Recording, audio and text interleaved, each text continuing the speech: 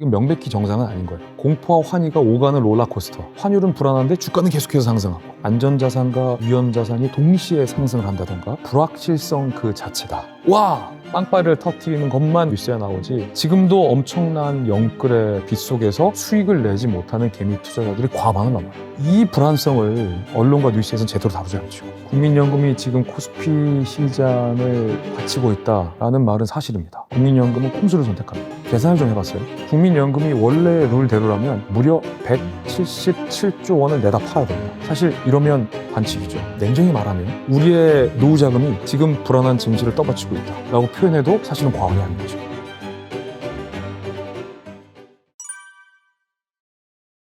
주식시장이 폭등과 폭락을 계속해서 반복하다 보니까 심혈관 질환 발병률이 높아졌다는 분석도 있어요. 마음을 졸이면서 이걸 반복하면 심장이 안 좋아요. 이 매수 매도 사이드카가 총 24번이나 발동됐다는 건 지금 코스피 시장이 정상적인 건 아니라는 반증입니다. 이건 명백히 정상은 아닌 거예요. 공포와 환희가 오가는 롤러코스터, 이렇게 표현하는 게 적절할 것 같아요. 과거에는 그래도 코스피의 어떤 위기 요인이 한두 번 정도였어요. 어쩌다 한두 번. 근데 지금은 매주 이 불안 변수들이 등장합니다. 예를 들어 우리가 지금까지 얘기했던 금리, 환율, 거기에 AI 시장의 변동성, 그 다음에 중국 경제의 변화, 그리고 전쟁의 위험 등등등등등등 주식시장에 영향을 미칠 수 있는 무수히 많은 변수들이 매주 등장하고 있다는 거죠. 그래서 지금의 이 코스피 시장은 불확실성 그 자체다 라고 표현할 수 있겠습니다. 그래서 저는 사실 요즘 주식시장을 굉장히 걱정하고 불안한 마음으로 보고 있어요. 코스피가 더 갈 거냐 떨어질 거냐의 단순한 문제가 아니라, 제가 걱정하고 있는 부분은 엄청나게 많은 역대 최대의 비투가 지금 코스피 시장에 몰려 있거든요. 영끌을 해서 주식시장에 들어간 개미 투자자들이 역대 최대입니다. 급기야 제가 아까 부동산 투자를 권유했는데 집을 팔아서 주식시장에 들어간 영끌 투자자도 최대예요. 지금은 삼성전자와 하이닉스 반도체가 견인을 해서 시총의 절반을 차지해서 주식시장 코스피 전체를 멱살 캐리하고 있지만, 어느 날 갑자기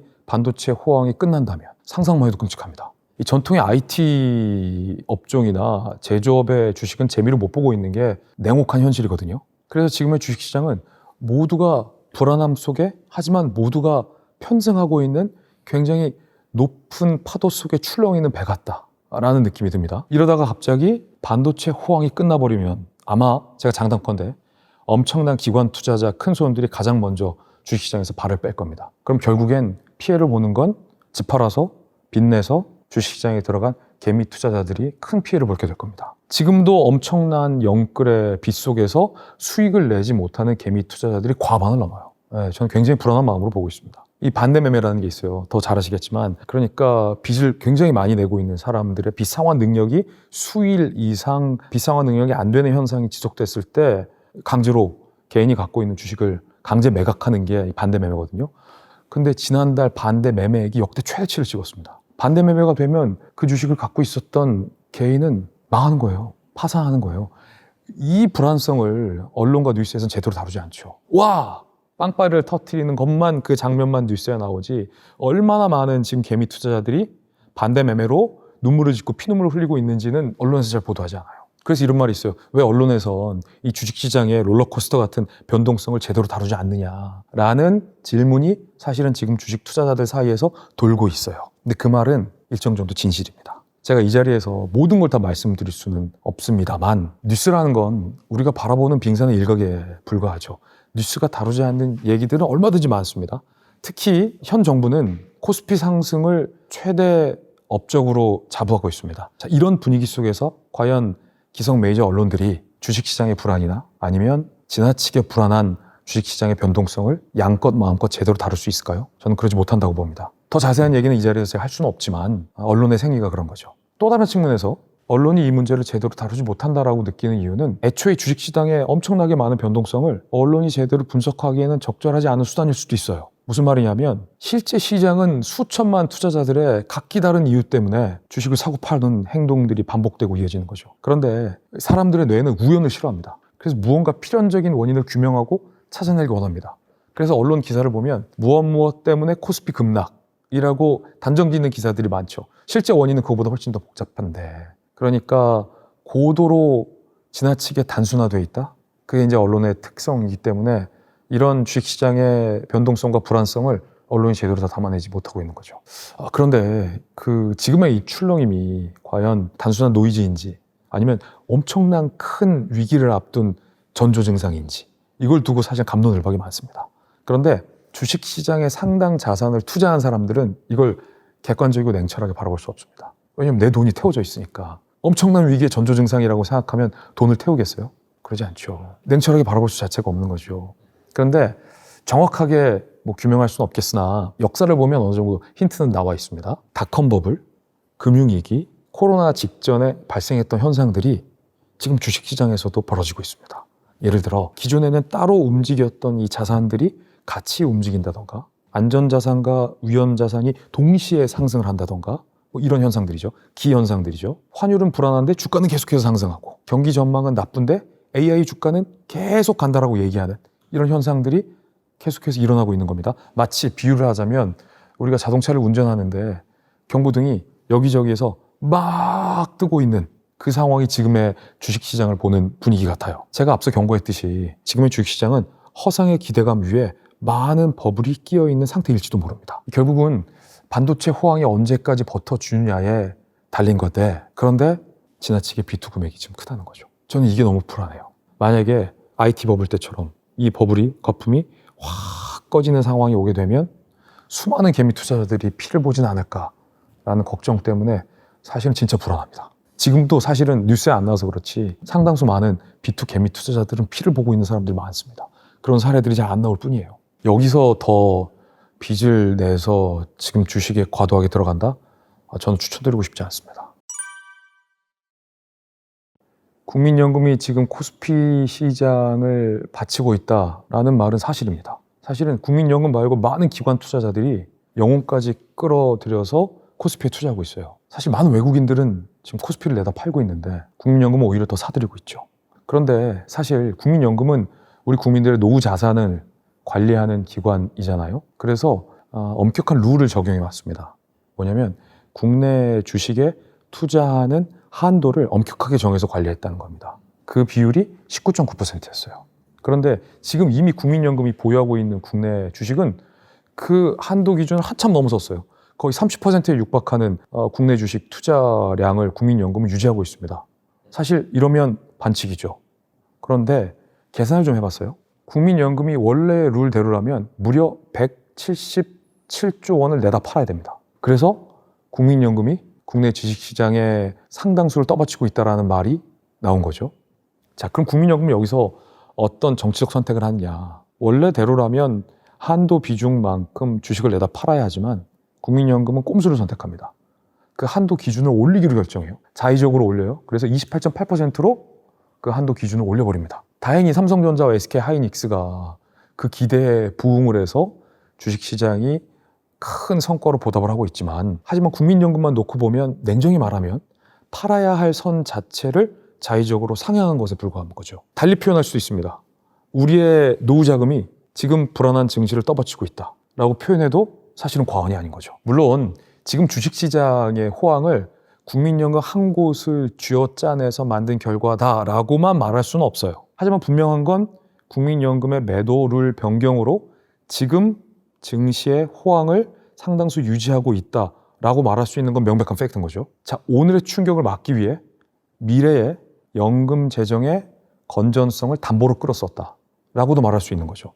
이렇게 표현하면 굉장히 불안해지는 거죠. 일종의 비상금을 꺼냈었다라고도 표현할 수 있을 것 같습니다. 그런데 이 비상금을 꺼내 쓴 거에 대한 분명한 대가는 언젠가 돌아온다는 거죠. 예컨대 SK하이닉스와 삼성전자 반도체 주식 호황이 10년, 20년, 30년 쭉 갈까요?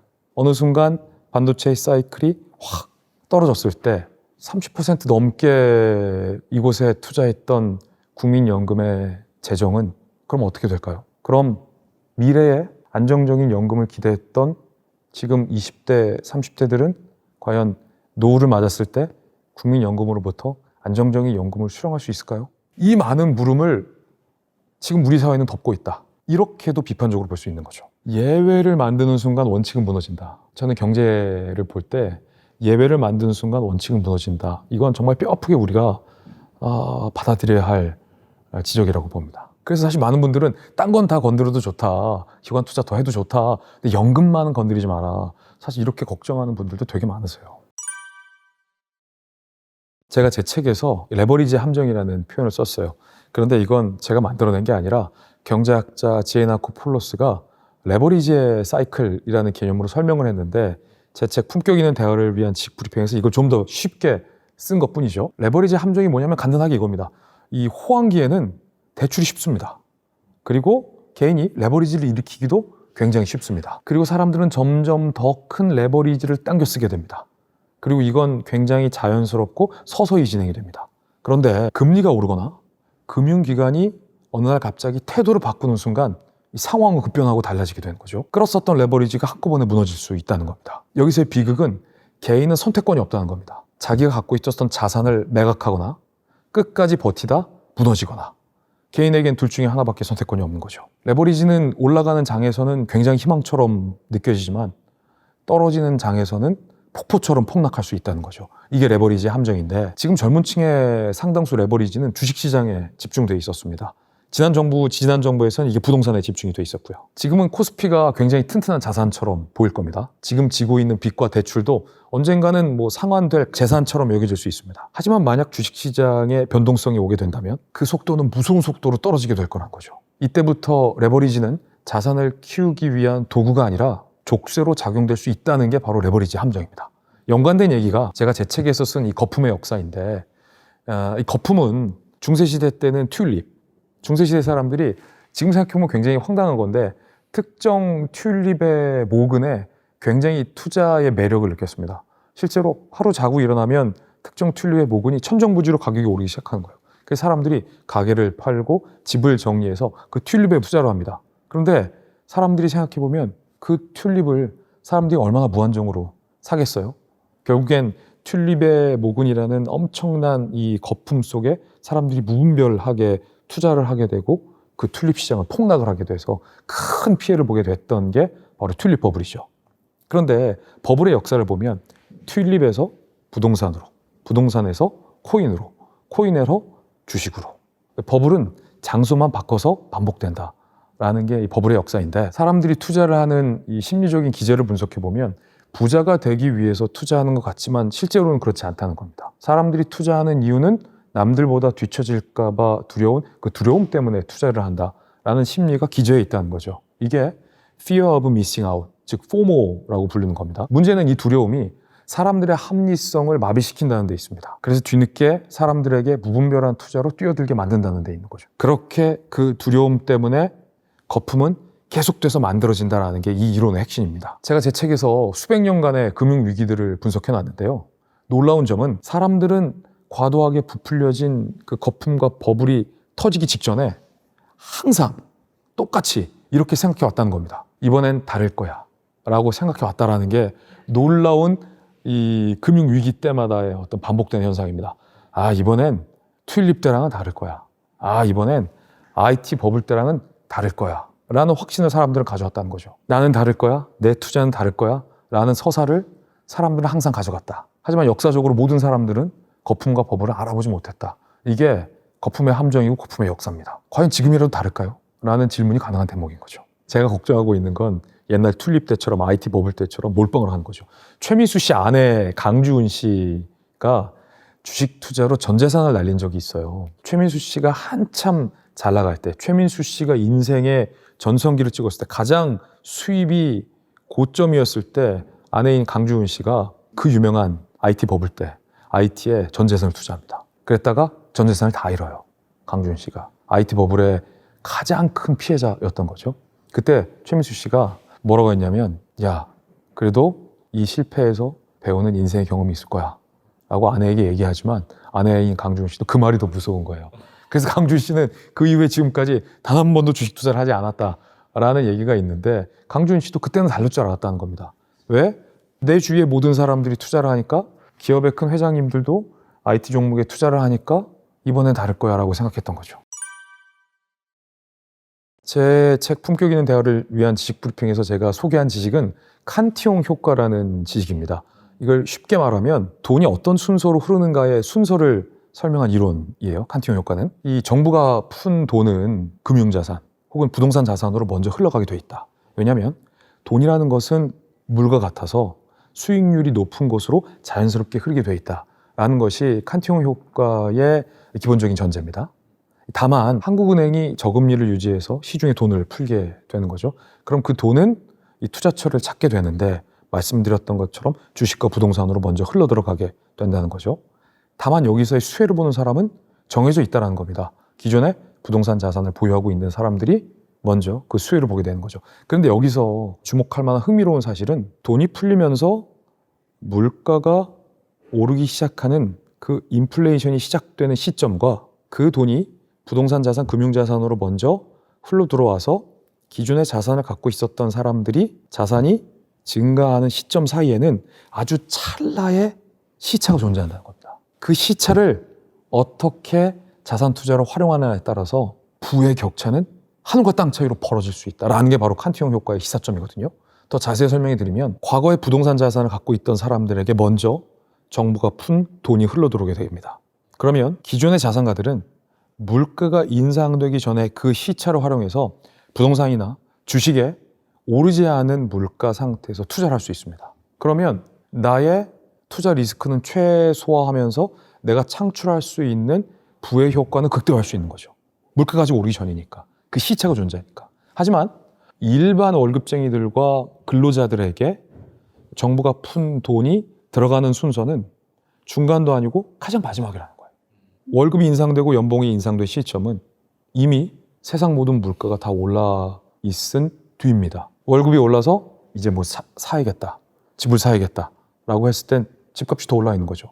근데 그때 정부가 돈을 풀면 풀수록 기존에 부동산을 갖고 있었던 사람들의 부와 부동산이 없이, 금융자산이 없이 근로소득만 갖고 있었던 사람들의 자산의 격차는 배로 커진다는 게 칸티용 효과의 시사점입니다. 어찌 보면 이 자본주의 시장이라는 건 돈이 많은 사람, 자산이 많은 사람에게 절대적으로 유리한 판일 수도 있다는 거죠. 뒤집어서 말하면 부동산이 없는 사람들, 금융자산이 없는 사람들, 금융상품이 없는 사람들은 계속 손해볼 수밖에 없는 구조가 기본적인 자본주의 구조라는 거죠. 자, 그렇다면 제가 왜 아까 부동산을 추천해드렸는지 이제 명확해지는 겁니다. 더. 부동산은 세금을 두려워할 문제는 아닌 것 같아요. 부동산을 투자하는 것이 마치 투기꾼 취급하는 것은 옳지 않습니다. 빚을 내서 부동산을 투자하는 것과 빚을 내서 주식에 투자하는 것, 이 두 노력 차이에는 큰 차이가 없습니다. 똑같은 투자입니다. 주식이든 부동산이든 인플레이션이 오기 직전에 그 시차를 활용해서 반드시 투자를 해라.